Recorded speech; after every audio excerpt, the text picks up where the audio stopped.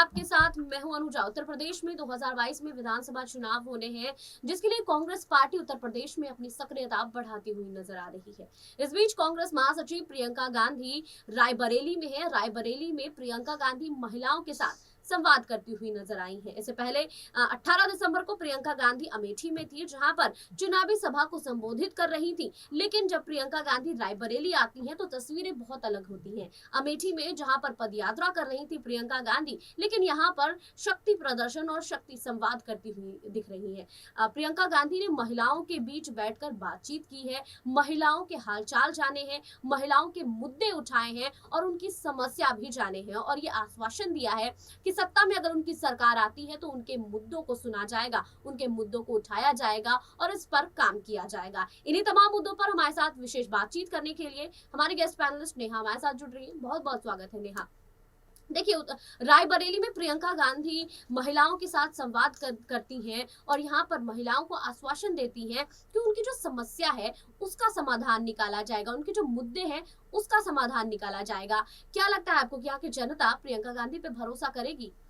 बिल्कुल कह सकते हैं अनुजा कि जनता तो प्रियंका गांधी पे पूरा भरोसा कर ही रही है। 3 महीने से लेकर देख रहे हैं जो पहले भी जो देखा गया कि प्रियंका गांधी ने जहां भी उत्तर प्रदेश के हर जिलों में जो रैली करती हुई नजर आई है, वहां पर देखा गया है कि जनता ज्यादा से ज्यादा उनसे कनेक्ट होती नजर आती है, क्योंकि ऐसा लग रहा है। और देखिए, कल अमेठी में दोनों लोग थे, राहुल गांधी और प्रियंका गांधी। आज रायबरेली में प्रियंका गांधी उतरी है, महिलाओं के लिए स्पेशली उन्होंने ये रैली की है। वहां पर महिला सशक्तिकरण की बात करते हुए नजर आई है। तो इन सब रैलियों को देखते हुए यही देखा जा रहा है कि ज्यादा से ज्यादा जो लोग हैं, चाहे वो मेल है या फीमेल है, फीमेल तो जुड़ ही रही है, साथ में साथ ये देखा जा रहा है कि जितने भी हर गांव के जो मेल है वो ज्यादा से ज्यादा कनेक्ट होते नजर आ रहे हैं प्रियंका गांधी से। और इसका कारण यही बताया जा रहा है कि उनको ऐसा लग रहा है कि अभी तक जो उनकी बातें नहीं सुनी जाती थी, उनके जो जमीनी मुद्दे थे उन पर कोई बात या चर्चा नहीं होती थी, वो अपनी बातों को आगे पहुंचाने के लिए लगातार धरने देते रहते थे, लगातार बड़े मंत्रियों से मिलते रहते थे,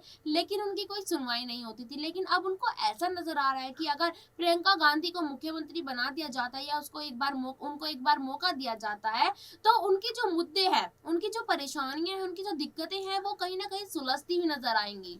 देखिए, प्रियंका गांधी जो है महिलाओं की समस्याओं को सुलझाने की कोशिश कर रही हैं।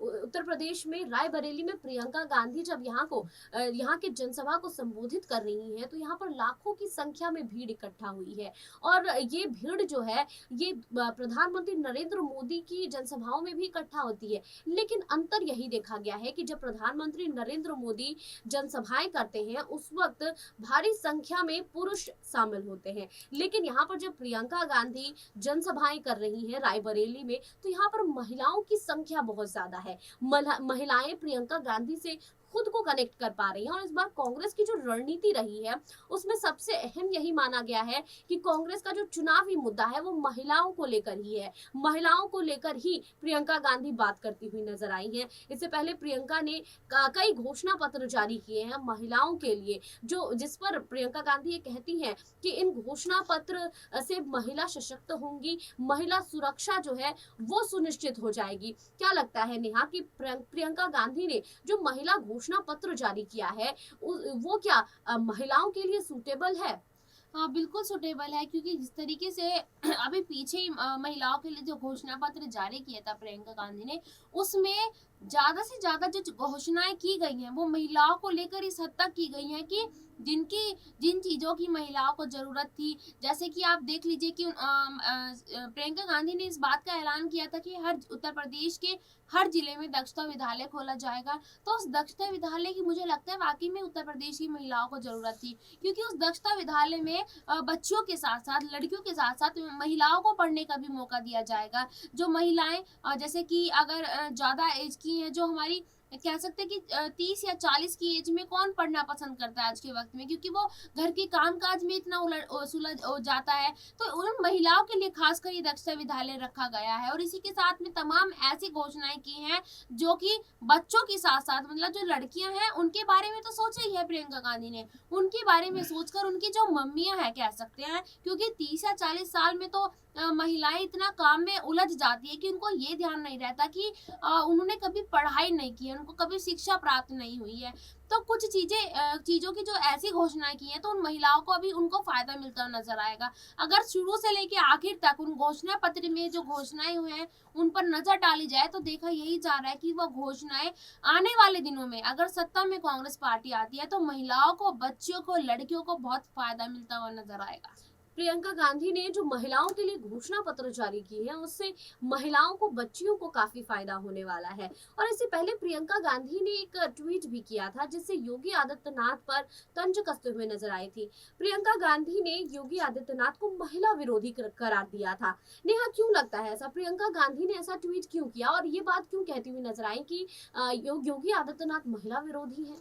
देखिए, बिल्कुल कह सकते हैं इस बात को, क्योंकि मुझे नहीं लगता कि योगी आदित्यनाथ की सरकार ने कभी महिलाओं के लिए इस हद तक सोचा होगा जिस हद तक प्रियंका गांधी सोच रही है। और दूसरी बात यह है कि जहां योगी आदित्यनाथ हमेशा ये बात करते हैं कि महिलाओं का सम्मान होता है उत्तर प्रदेश में, एंटी रोमियो स्क्वाड चलाया गया था कि उसमें महिलाओं को सुरक्षा प्रदान की जाएगी, लेकिन उत्तर प्रदेश में ऐसा कुछ नहीं होता हुआ नजर आ रहा है। आज भी वहाँ की महिलाएं इतनी परेशान है। कल की मैं आपको एक ताजा उदाहरण बता देती हूँ। कल राहुल गांधी और प्रियंका गांधी अमेठी के दौरे पर थे, तो अमेठी की महिलाओं ने राहुल गांधी से इस चीज की वो शिकायत करती हुई नजर आई है। और खुद वहाँ की एक बीजेपी नेता है रश्मि शर्मा कर, तो उन्होंने खुद मतलब इस चीज की कह सकते हैं कि शिकायत भी हम कह सकते हैं, कंप्लेंट करती हुई नजर आई है कि जब यहाँ कांग्रेस की सरकार थी तब महिलाओं के साथ इतने अत्याचार नहीं होते थे, लेकिन आज के वक्त में अमेठी में जो महिलाएं होती हैं, और वो भी जो निचले स्तर की महिलाएं होती हैं, मतलब गरीब परिवार से जो होती है, जो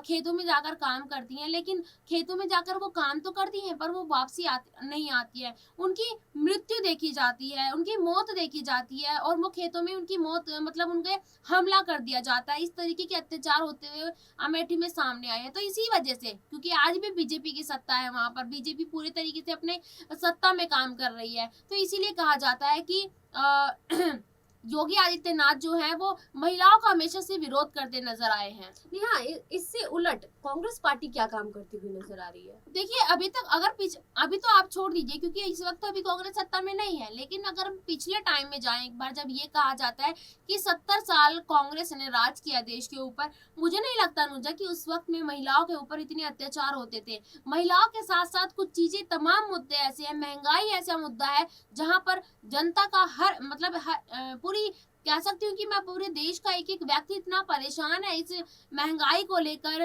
कि महंगाई से जूझना इतना आसान नहीं है। उस टाइम पे महंगाई नहीं थी, उस टाइम पे बेरोजगारी नहीं थी। युवा जो आज के वक्त में इधर उधर भटक रहा है अपनी डिग्रियों को लेकर, उस वक्त में युवा इतना नहीं घूमता था जितना आज घूम रहा है। और देखिए, महिलाओं को लेकर इतना जितना क्राइम आज के वक्त में हो रहा है, उतना क्राइम उस वक्त में नहीं होता था जब कांग्रेस की सरकार थी। बहुत बहुत शुक्रिया नेहा इन तमाम जानकारियों के लिए। मेरे साथ फिलहाल इतना ही, बाकी और खबरों के लिए जुड़े रहिए SPN 9 न्यूज के साथ।